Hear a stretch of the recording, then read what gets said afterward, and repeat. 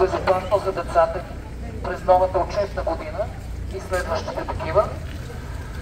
Добри отстояния на тротуарите, дами и господа, а не тези, които се предвиждат. И това, което се случи, е ужасно, че отсякоха дърветата, но борбата ни не може да спре до тук, защото сме длъжни за децата си и за нас самите да осигурим добро съществуване тук с поносим въздух и безопасно да минаваме по тротуарите и да пресичаме улиците, без да се страхуваме. Ние сме тук, за да кажем, че ние не сме съгласни с начина, по който искат Софийска община да направят ремонта на улица Опалченска. Не искаме магистрала на нашия квартал, не искаме магистралата да бъде пресичана от децата ни всеки ден към училище. Искаме безопасност и искаме дървета, които да бъдат посадени на местата, на които отсякоха старите. Ние ще се погрижим за това, те да пораснат. Стига да ни чуят. И ние за това сме тук. Гордея се с вас, че не се отказвате. Искаме дървета, не искаме асфалт. Ой! Искаме дървета, не искаме асфалт. Ой! Искаме дървета, не искаме асфалт. Ой! Искаме дървета, не искаме асфалт. Ой! Искаме дървета, не искаме асфалт. Ой! Искаме дървета, не искаме асфалт. Ой!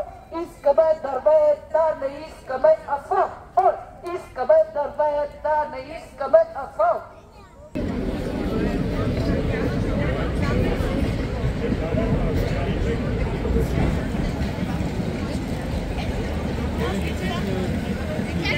Гарантирало за мене. Да, гаранцията е голяма.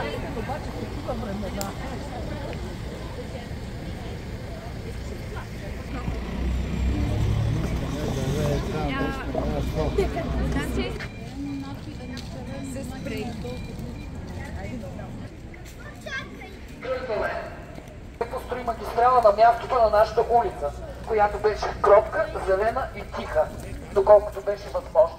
Ние не искаме да живеем на магистрала, дами и господа. Ние искаме урок, искаме спокойствие, искаме безопасност за децата ни, които всеки ден пресичат тази улица, за да отидат на училище. От 1 до 12 клас. Искаме дървета, не искаме асфалт. Дървета, не искаме асфалт. Дървета, не искаме асфалт. Искаме дървета, не искаме асфалт. Ой! Дами и господа, ние сме се събрали тук да създадем си едно по-спокойно и безопасно съществуване. Това, което го правим сега е остават на нашите дървета, които отсякоха. Не искаме да отсичат нито едно дърво повече. Искаме новите дървета да дойдат сега, за да ги поливаме и да се грижим ние за тях. Искаме тротуарите ни да бъдат широки. Не искаме тук да има магистрала. Искаме да има една добре поддържана улица с добре поддържани тротуари, по които да се разхождаме спокойни за здравето и живота си. Дами и господа, борбата не е загубена, защото ние се обединихме и в момента ни чуват. Защото не ни чуваха много дълго време от юли месец. Сега ни чуват. Дърветата от тази страна на улицата са отрязани, обаче ние още сме тук. Дървета пак ще има. Да покажем на децата си какво значи. Виждаме, чакат се явно след търпение, но имам и родителски задължения, заради които и всъщност съм тук, защото искам детето ми спокойно да може да пресича тази улица и да може спокойно аз да мога да го пускам да си ходи на училище, да знае, че то ще е добре, щастливо и усмихнато. Ние продължаваме, както всички знаете, да сме тук всяка сряда. Полицията има все още дървета, които са маркирани и не са отрязани. Има за какво да сме тук. Трябва да продължим и трябва да се борим, поне тези дървета да останат на местата си и да ги спасим. Борбата е трудна. Обещанията са силни, но май само с обещания останат. Днеска се вижда как слагат асфалт, как заливат дупките. Къде ще бъдат тези дървета? Къде ще ги насадят, когато вече са надали асфалт? Когато има бетон, там, където имаше пръст.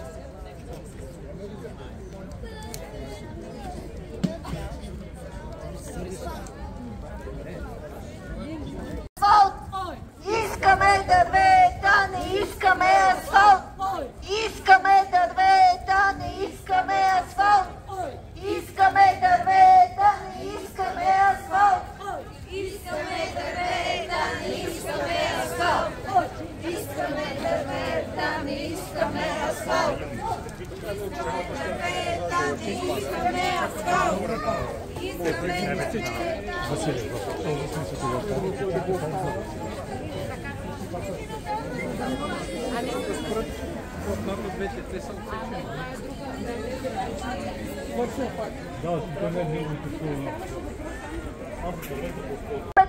ще стане още по-натоварен за товара. Но нашите управляващи изчисляват само натоварването на автомобилите. Кога ще се сетят и за натоварването на пешеходците? Колко пешеходеца се предвижват от Видовска до пешеходно ходят много хора, защото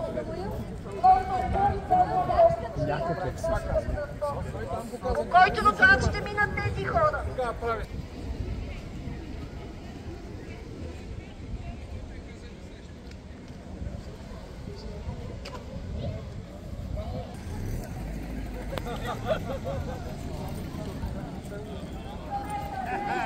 Строеж беше строеж на къща на човек, гражданин, обикновен. Той дали щеше да продължи при толкова неизгледни документи, при толкова неща, пропуски и неосигурени неща. Едва щяха да го спрат, щяха да накарат собственика да преустанови всичките ремонтни дейности. Тук всички ни казват, да, имаме ремонт, да, ще ви разследваме документи. Но ремонтът е 4,0.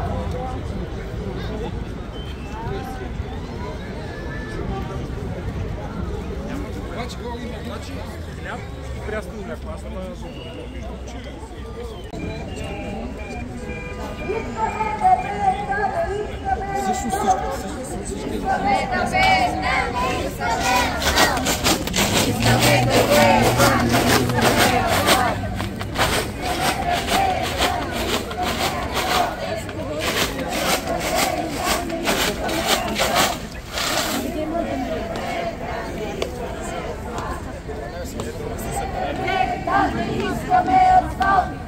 Не искаме 6-лентова улица, не искаме тротуари, по които да не можем да се разминем. Не искаме всичко да бъде само бетон, искаме да има зеленина, искаме да има дървета.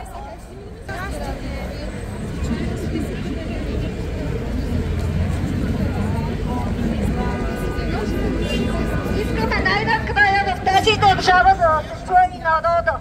Не само да чуваме някакви хубави обещания, които са пред всичките избори. Хубаво украсени лъжи и ние да им вярваме. За пореден път повярвахме на който ще могат да ходят по улиците и няма да се страхуват.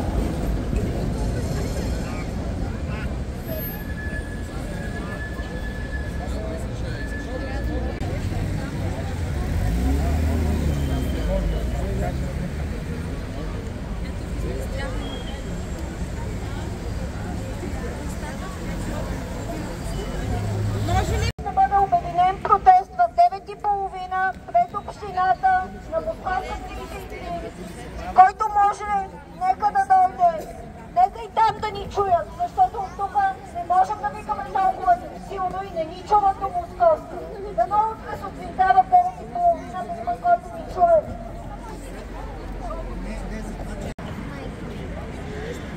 Не на разширяването на Опалченска, не на магистрала в центъра на града. Ни пазиха от колите, от недоволни граждани и се надяваме, че отново